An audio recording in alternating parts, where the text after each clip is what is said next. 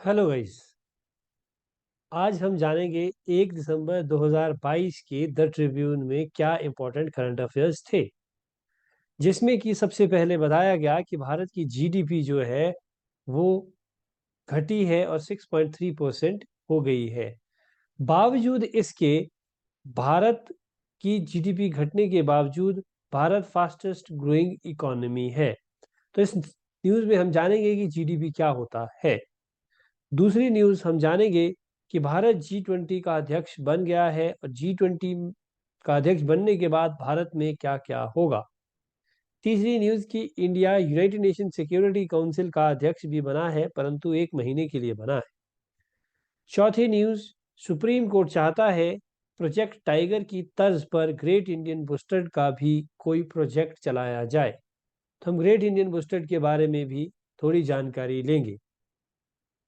पांचवी चीज हम जानेंगे कि हिमाचल प्रदेश के हमीरपुर जिले के एक गांव का एक व्यक्ति जिसका नाम विकास ठाकुर है, उसको अर्जुन अवार्ड मिला है। इस साल पूरे देश में 25 अर्जुन अवार्ड मिले हैं, जिसमें से कि एक हिमाचल प्रदेश के सपूत को भी मिला है। विकास ठाकुर के बारे में भी थोड़ी डिटेल हम जानेंगे। इस साल का ध्यानचंद खेल रत्न अवार्ड किसे मिला, इसके बारे में भी जानेंगे। टेबल टेनिस के वो खिलाड़ी है, उसके बारे में भी हम जानेंगे। उसके बाद हम आगे बढ़ते हुए कुछ और न्यूज़ के बारे में भी जानेंगे। तो let us get started with the Tribune of 1 December. तो सबसे पहले the comprehensive discussion of the Tribune with Satish Sharma. इसमें सबसे पहली जो न्यूज़ है वो है कि GDP growth dips to 6.3% 6.3% in second quarter. इसके बावजूद भी इंडिया फास्टेस्ट ग्रोइंग इकोनॉमी बना। क्यों? क्योंकि पूरे देश में पूरी दुनिया में जो ग्रोथ हो रही है वो 6.3 नहीं हो रही है, उससे कम हो रही है। परंतु भारत की ये जो इकोनॉमी में गिरावट आई है, इसके पीछे मैन्युफैक्चरिंग सेक्टर अच्छा परफॉर्म नहीं कर पाया है। इसका एक कारण यह रहा है। विक्रम किर्लोस्कर नाम के एक इंडस्ट्रियलिस्ट थे, जिनका बहुत योगदान रहा था टोयोटा जैसी कंपनीज को जापान से भारत में लाने का। उनकी हाल ही में मृत्यु हो गई है। वह आजकल टोयोटा किर्लोस्कर मोटर के वाइस चेयरपर्सन थे। अब अगली न्यूज जानते हैं। ग्रेट इंडियन बुस्टर्ड, जो कि राजस्थान का स्टेट बर्ड है, उसको सुप्रीम कोर्ट ने कहा कि भाई जैसा आपका प्रोजेक्ट टाइगर है, जैसे आप प्रोजेक्ट टाइगर से टाइगर्स को प्रोटेक्ट कर रहे हैं, प्रोजेक्ट टाइगर आप 1973 में लाए थे, उसी प्रकार से क्या हम ग्रेट इंडियन बुस्टर्ड का कोई प्रोजेक्ट भी ला सकते हैं? ऐसा सुप्रीम कोर्ट का पूछना है भारत सरकार से। तो ये स्टेट बर्ड है राजस्थान का, गुजरात में भी पाया जाता है और बगल वाले राज्य महाराष्ट्र, कर्नाटक और आंध्र प्रदेश में कम मात्रा में पाया जाता है। भारत के अलावा पाकिस्तान में भी ग्रेट इंडियन बुस्टर्ड पाया जाता है। अगली न्यूज है, इंडिया और ऑस्ट्रेलिया ने आपस में फ्री ट्रेड अग्रीमेंट साइन कर लिया है, जो कि 29 दिसंबर 2022 से लागू हो जाएगा। इस फ्री ट्रेड अग्रीमेंट की वजह से भारत और ऑस्ट्रेलिया के बीच में व्यापार बढ़ेगा और व्यापार ऐसा माना जा रहा है कि 31 बिलियन से बढ़कर 45 टू 50 बिलियन हो सकता है। बहुत रोजगार क्रिएट होगा भारत में भी, और भारत के जो बच्चे हैं जो पढ़ने विदेश जाते हैं उनको भी फायदा मिलेगा। भारत के योगा टीचर और भारत के जो शेफ्स हैं उन्हें भी फायदा मिलेगा। तो इसे फ्री ट्रेड अग्रीमेंट को economic cooperation and trade agreement भी कहा जाता है। कहा जा रहा है कि भारत में 10 लाख जॉब्स क्रिएट होगी। इंडिया के योगा टीचर्स और शेफ्स जो है वह ऑस्ट्रेलिया जा पाएंगे और वह वहां पे इसका फायदा उठा पाएंगे। आगे ये कहते हैं कि 1 लाख इंडियन स्टूडेंट्स अब जब वहां पढ़ने जाते हैं, पोस्ट स्टडी वर्क वो कर पाएंगे 1.5 से 4 साल तक इस फ्री ट्रेड एग्रीमेंट के तहत। और इंडिया 1 महीने के लिए यूनाइटेड नेशन सिक्योरिटी काउंसिल का अध्यक्ष बना है। यूनाइटेड नेशन सिक्योरिटी काउंसिल के बारे में आप जानते हैं, ये 15 मेंबर होता है, जिसमें 5 परमानेंट मेंबर्स होते हैं और 10 नॉन परमानेंट मेंबर्स होते हैं। नॉन परमानेंट मेंबर्स होते हैं। So that is regarding United nation security council की प्रेसिडेंटशिप के रिगार्डिंग। अगला है, इंडिया G20 की प्रेसिडेंटशिप ले चुका है।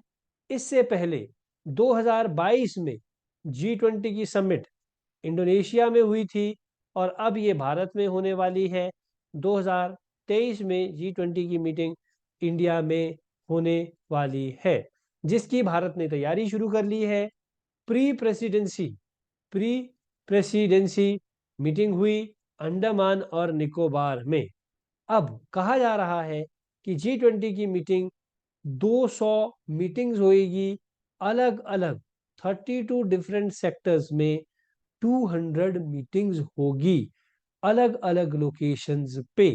दैट इज G20 प्रेसिडेंसी के रिगार्डिंग इन इंडिया।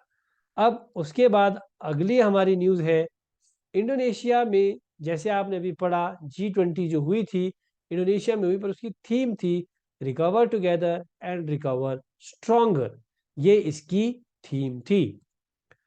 अब कॉमनवेल्थ गेम्स हुई और कॉमनवेल्थ गेम्स में 2022 की जो कॉमनवेल्थ गेम्स थी उसमें हिमाचल प्रदेश के विकास ठाकुर को सिल्वर मिला वेट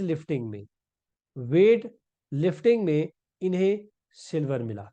और 2014 के कॉमनवेल्थ गेम्स में इन्हें सिल्वर जीता, 2018 के कॉमनवेल्थ गेम्स में इन्होंने ब्रॉन्ज जीता था। और विकास ठाकुर हिमाचल प्रदेश के पटनौन गांव हमीरपुर से है।